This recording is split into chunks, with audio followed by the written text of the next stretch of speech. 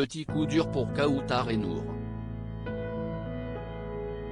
Mardi 23 mars, le duo mère-fille a quitté l'aventure de Pékin Express après un parcours riche en émotions. Toutefois, si l'Ouganda leur a été favorable après 2 étapes remportées au début du jeu de M6, une fois en Grèce, le binôme a connu quelques déconvenues.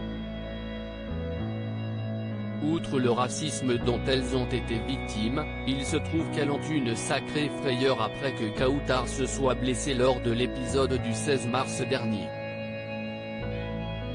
Quand on est monté dans la montagne pour aller voir Stéphane avant le choix pour le duel final, j'ai trébuché et je me suis ouvert le visage, a ainsi confié la participante à Pure People.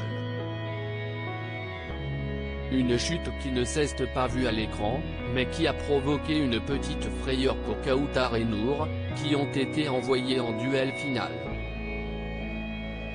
Le poids du sac à dos est venu m'aplatir contre le sol et je suis tombé sur un gros caillou. Je me suis ouvert la joue et j'ai perdu connaissance.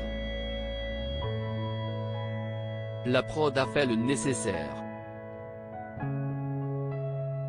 On m'a emmené à l'hôpital, on m'a mis un bandage, a-t-elle ainsi expliqué. Les téléspectateurs, eux, ont retrouvé la participante avec un bandage à la main dans l'épisode du 23 mars. Plus de peur que de mal, pour le duo mère-fille, éliminé lors de la dernière émission après un duel final face à Noël et Florent.